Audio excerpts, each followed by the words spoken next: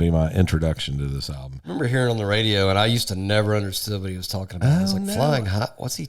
He's talking about being high. I thought he was talking about airplanes. He's for way a up long there, time. man. I thought he was talking about way up there. Because he's always on tour. You know what's flying. crazy? I was a little kid and I knew what he was talking about. I had no idea. See dude. colors. I was like, he's smoking that grass. I had no idea. I was just like, that sounds cool. Whatever he's doing. Marijuana.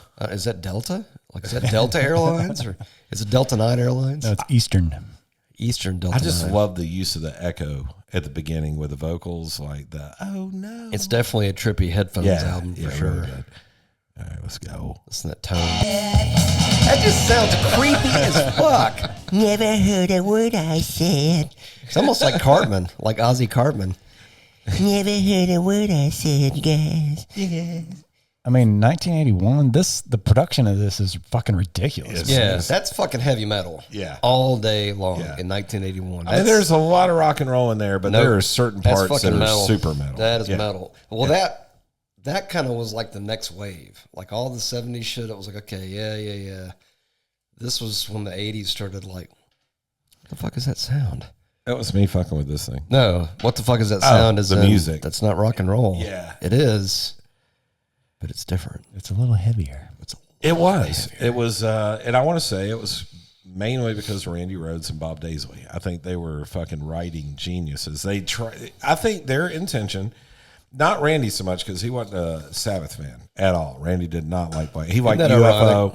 UFO was pretty heavy. You know, he liked UFO and Scorpions and all that, but he didn't like Black Sabbath. But Bob Daisley, I think his influence was, let's take Sabbath and make it heavier. Make it a little faster, make it a little louder. Let's take Sabbath and send it to the gym. It takes some of the blues Maybe out. some steroids. Yeah. Take the blues out, add more classical. You know what? That's probably what it was about that sound in the 80s is it was less bluesy and pentatonic, and it had more of that neoclassical, right? Different modes and minor stuff and all that, which gave it like a really much darker vibe than the 70s. Faster, darker. Instead of the slow, dark, bluesy stuff like Sabbath was doing, or jazzy, it was a little more classical. Yeah. Right. It's like neoclassical Wheedly Woos. This next one's good. It's a 7-minute song. I don't think it ever made it to the radio, but it was pretty good. There's hints of like later Sabbath in that. A little bit. Oh, yeah. Like the last couple, like maybe Sabotage until Never Say Die. There's hints of that period in that. Yeah. Yeah, I agree. Yep. Yeah, for sure. Or Ozzy might have still had a little say so, like good production on that one too. Yeah, like fucking clear. Yeah, clear as a. I believe her. This song's great. Oh, wait, clear as a. No, not even. There it is. Clear as a bone. They cut it all. Yeah. That was kind of weird. And so it was Sharon that did that, not Ozzy that did that, because she was his manager. With the reissue. Yeah. Yeah, they dropped the bass and the drums. Yeah. Well, in his book, he was like, I still love those guys, but goddamn, they kept me in court. It was like all the time I was going to court, for royalties. But it makes you wonder if they kept him in court or if basically they're keeping Why would they not- Sharon in court. But why would they not get royalties? They were, in Ozzy's and Sharon's opinion, they were hired guns. They were hired to record an album. They weren't Like studio musicians? They weren't band members. Oh, they didn't go on tour? Not really. So they were just studio musicians. No, by the for time record. this album came out, Rudy Sarzo took over for the tour, and Tommy Aldridge played. Old face. Gotcha. killer So they drummer, so they recorded the album, right, They and then weren't they part were of the done band. as studio musicians. but I mean, is that what their contract said? I mean, that's where you I got wasn't there. Yeah, I wasn't there. Of course, yeah. But what's fucked up, though, that's weird, though, is yeah. if the contract says, if the contract says that, I bet there was no contract. probably not. But if the contract said that they're part of the band, then they have a valid case. But the contract said you're just hired guns and here's what you're going to be paid for doing the album. They got no legs to stand on. And so this would really be a moot point. It would just be, you don't get the royalties. They made money off the first pressing of the album, but like I think what the lawsuit came out about was like over the years when people started downloading the music, they wanted cuts from that, and they're we want everything that Spotify doesn't get, which is nothing. right. And I mean, I'm speculating. Spitballing. I wasn't there.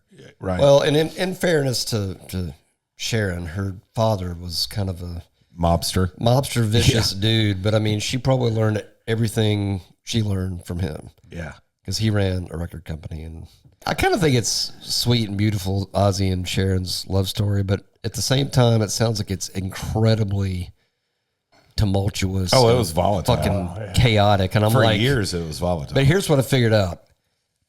Relationships like that, unbelievable sex. If you've got that much tension and passion and hatred and love and all those things all at the same time, where it's just a fucking shitstorm, tornado, hurricane of emotions all the time, and drama and fucking, Ozzy, quit, stop doing it. I mean, it's got to be awesome. It's got to be. The first ball draining awesomeness. so he was still married to his first wife when him and Sharon started their relationship. Sharon became his manager. Yes, she did. Yeah, she managed him well. Ozzy, put the needle in the groove. Yeah. If you read the book, there's a lot about it. The book is great. You talking about the I Am Ozzy autobiography? Yeah, it's really good. Only problem is every time you read it, you hear Ozzy's voice in your head. So you're like, it takes like 20 minutes to read one page, but it's fine. There's so many great stories in that book, but one of them where right after they recorded this, he went to he moved him and Sharon right after his divorce. He moved them right down the street from his first wife and his kids because he wanted to be close to his first kid. I'm sensing problem. That was a big problem. Big problem. But he told this story, and this has nothing to do with his marriage, but there was a pub down the street that he loved to go to. So he would go down there and just get shit faced every night. And one night he was hanging out with this, he said, the straight laced accountant type dude. And he invited the guy back to his house to smoke some hash, So I think I know the story you're talking about. Keep going. the guy passes out, and Ozzy takes all his clothes off, burns them in his fireplace. When the dude wakes up in the morning, he has nothing to wear to go home to his family. So Ozzy puts him in one of his chainmail night. Was that the dude that he also shaved off his eyebrows or something while he was sleeping? But the dude had to go home wearing a night of an arms, you know what I mean, like a coat of arms, or whatever you call it. Yeah, imagine showing up like that, plus having your eyebrows shaved off. With your wife, like, what the fuck?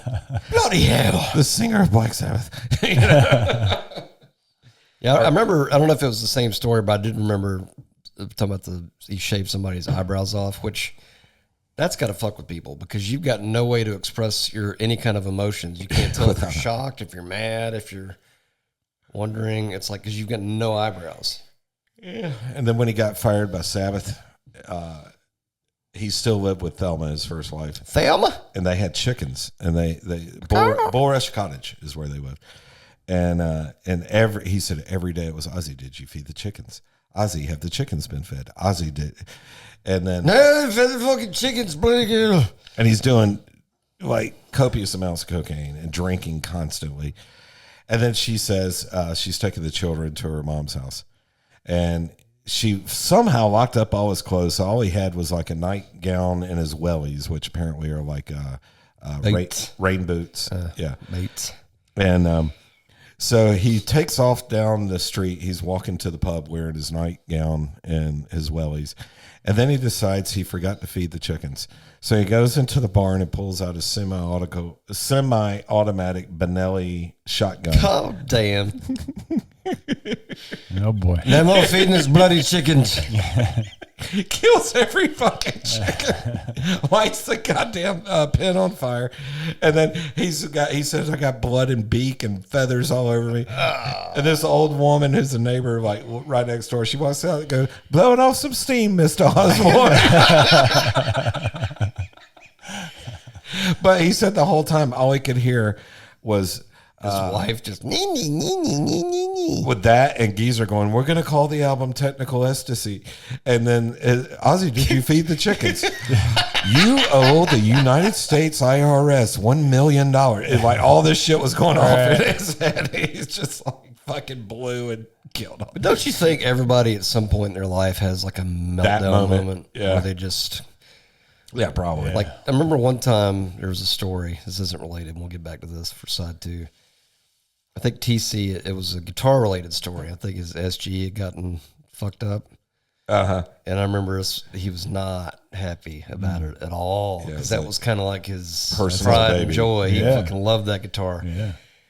And I think I remember, like, I don't know if the kids did it fucking around or one of their friends did it or somebody else, but I remember he apparently just went ballistic and just Lost his shit. broke a bunch of shit and just went crazy. And like, he just kind of was like very calm, very reserved, time to destroy. And then just everything. I guess everybody at some point Has that you moment. just have that moment where you just snap, and it's You like, have you know what? Don't care anymore.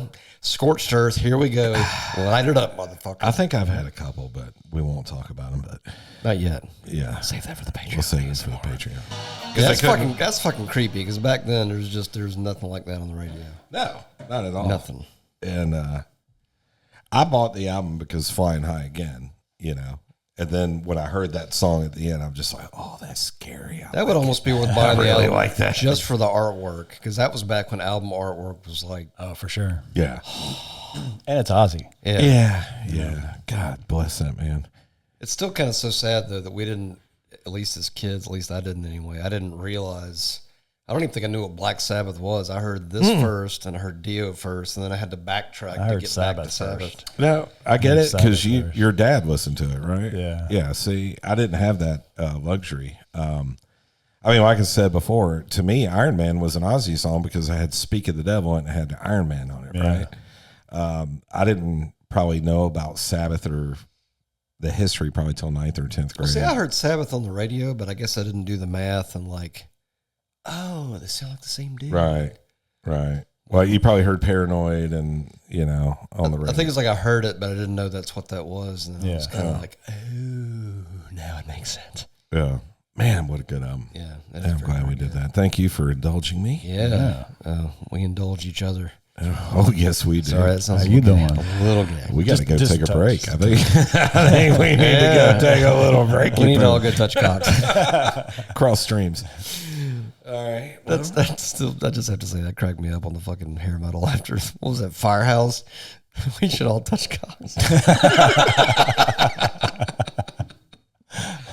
You want to hold hands? Did we touch on Blue Murder at all? I don't think we We did. mentioned him very briefly. Yeah. Somebody actually responded to us on the socials. I don't know if it was Norvin or it was either Norvin or it might have even been the post Right. saying that Badlands was not hair metal, and I was like, tried to tell him, they wouldn't listen.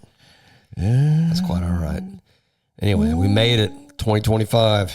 Here we go. We're almost halfway done with this. Almost halfway done with this decade, with the 20s. Yeah. And we're going to be coming up in the raging 30s. See? Couple of years, see? Yeah. Somewhere don't blow ourselves to smithereens, see? The boys over there from Korea and Japan and all those people over there. Anyway, I guess we're going to go empty our balls and get on with Yeah, I got to pee. the next. So anyway, thank you for joining us.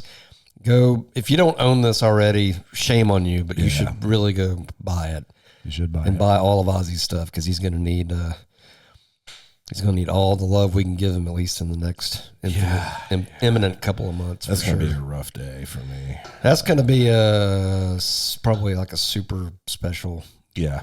not to celebrate his passing, but to celebrate his volume of work. See. Yeah. Because there's so much to celebrate. But anyway, Don't even want to talk about it. I know, dude, but it's coming at some point. We have to just accept it. Yeah. Anyway, thank you guys for joining us. Until the next, Until the next. we will catch you later. We love you. Okay. Especially you. That guy. No. And you. Behind you. Him. All of you.